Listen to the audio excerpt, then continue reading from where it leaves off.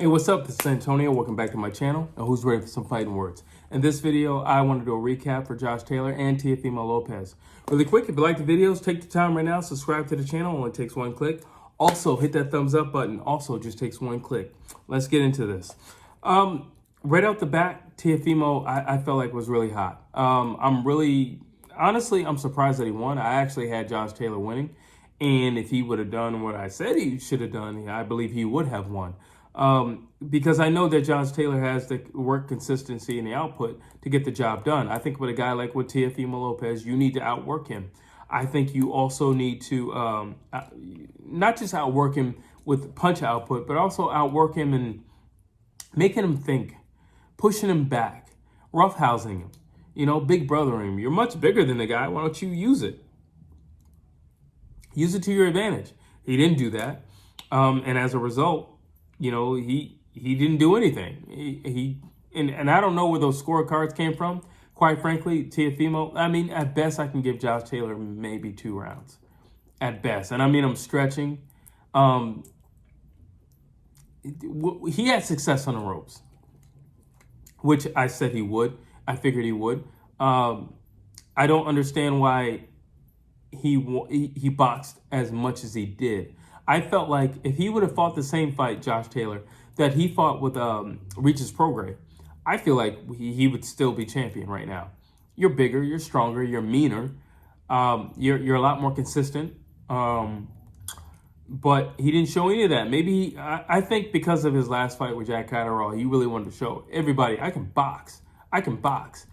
And he can box. The only problem with that was he couldn't deal with the unpredictability of Teofimo Lopez, which I said would be a problem for him.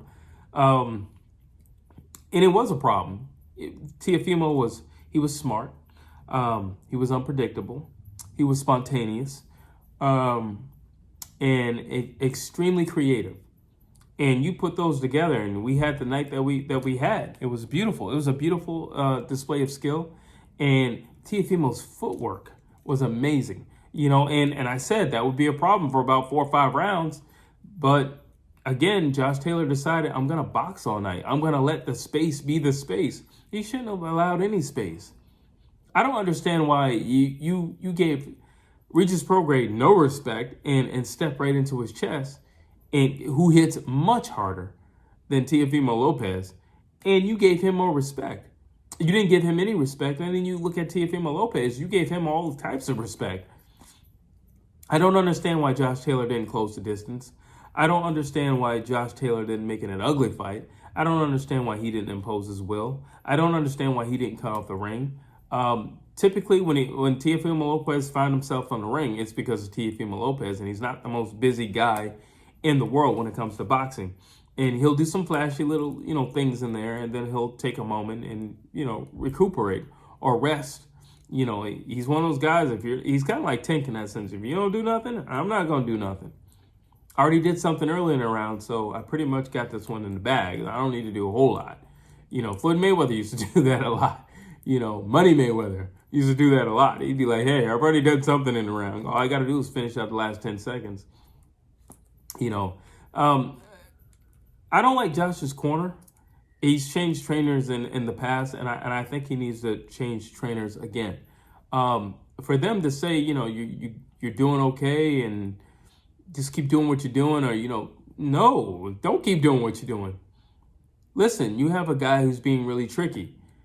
You jabbing ain't going to cut it. I'm sorry. It ain't going to cut it. Not to mention Josh Taylor has this horrible habit of repeating himself. If you don't believe me, look at the Jack Catterall fight. Something that wasn't working for Josh Taylor, and he continued to do it over and over and over and over and over and over and over and over and over again. And it's like, bro, you know that didn't work the last 4 rounds, right? But if you want to continue, knock yourself out. And sure enough, it's the same thing with Teofimo Lopez. Teofimo Lopez is not the guy where you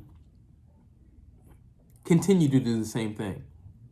He's not the guy who you want to catch your cadence. He's not that guy. Sorry, he's not that guy. And he caught the cadence of Josh Taylor. And once he got that, it was a done deal.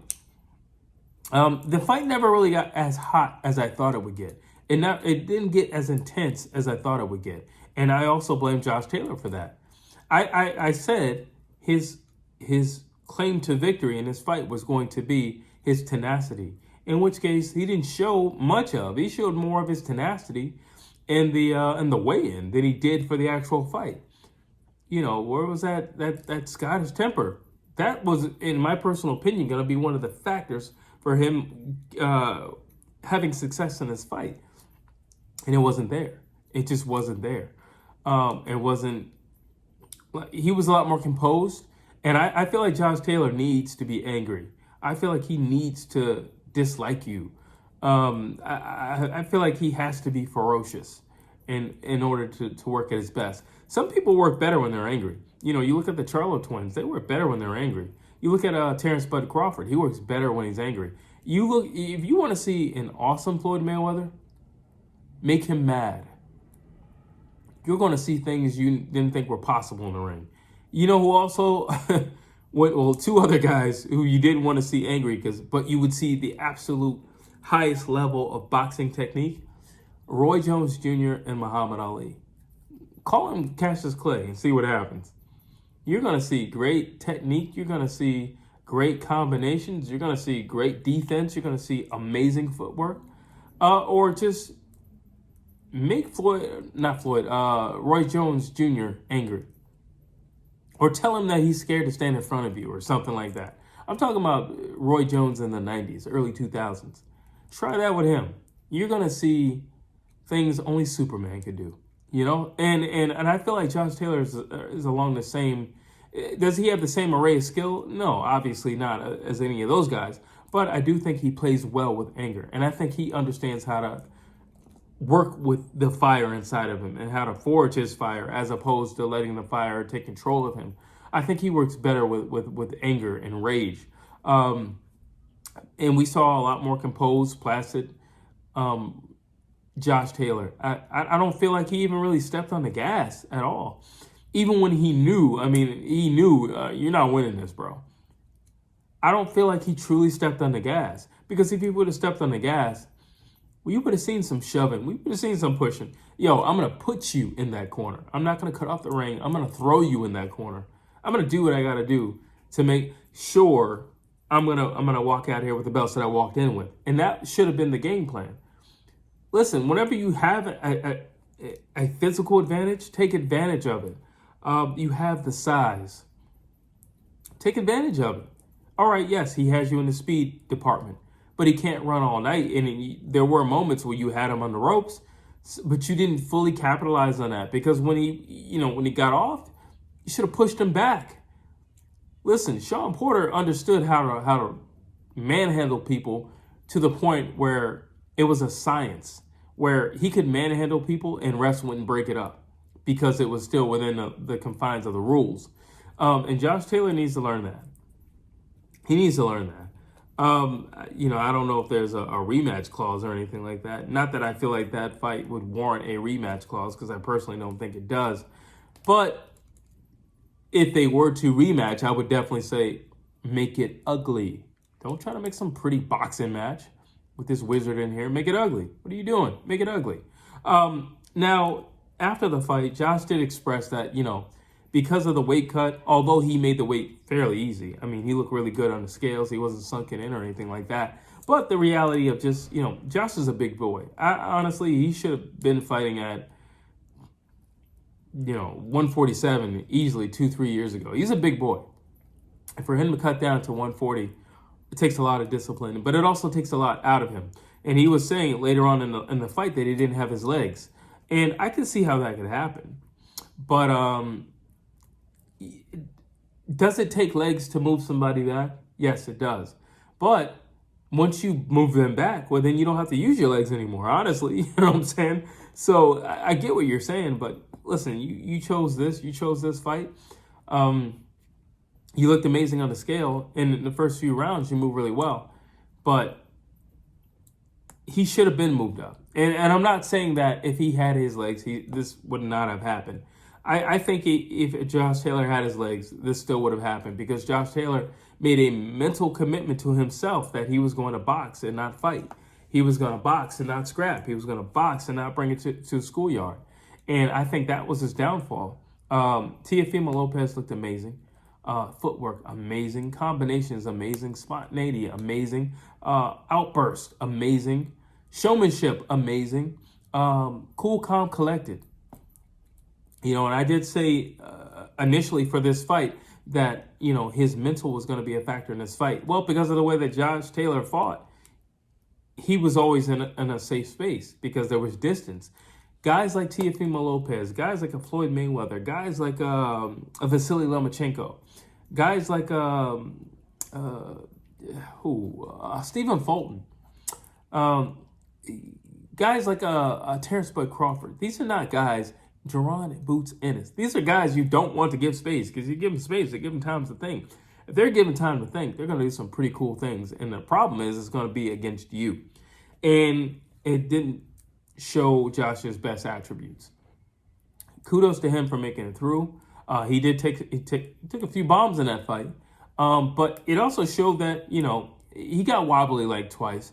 But it showed that he could take the punches of Teofimo Lopez. And I'm just saying all you had to do was press forward. Listen, if you're going to get hit anyway, you might as well get hit positioning yourself to where it would favor you once, you know, you get him where you want him. But that didn't happen. What's next for Josh Taylor? I think, yeah, go up to 147. Go up to 147. There's some good fights for you there. I want to see how he looks at that weight. I want to see how he looks carrying the weight. I know he'll do well because, like I said, he's naturally a big guy. But I want to see how he looks carrying that weight because there's some monsters at 147. I know a really good fight that would be good for him, Jaron Boots Ennis. Why not? You know, why not? Listen, you got to get your feet wet anyway. Why not? Jaron Boots Ennis versus Josh Taylor. That'd be fun. That'd be real fun. Now, Teofimo Lopez, in which case he said that he's going to retire after this. Do I believe it? No. Do I understand his frustration? Absolutely. He claimed that he only got $1 million for the fight. And I think that is way too low to be getting for what he just displayed. Also, he's a champ. Now, granted, his money intake or his purse intake is going to go up tremendously just because he is the champ and he has all the belts now. So I hear his heartache, but at the same time, it's not going to be like that forever because you're about to go sky high. Now, I do know that the numbers for the fight didn't do so well, but I think it's also dance partners. I think this fight should have been in the UK, personally. I think a lot more Scotsmen could have made it over here had it been in the UK. Or could easily make it over to, like, I don't know, Wembley Stadium or something like that. You know, so I personally think it should have been in the UK. And it would have got a lot more bang for your buck in terms of seating and, you know, crowd capacity. But I don't know. I think it was a really great fight. Teofimo Lopez is the man, and he is the man at 140, whether you like it or not. Drop your thoughts down below. Anything you disagree with? Who do you think Teofimo Lopez should fight next? I like to see Devin Haney, personally. I like to see Devin Haney. I don't think he beats Tank.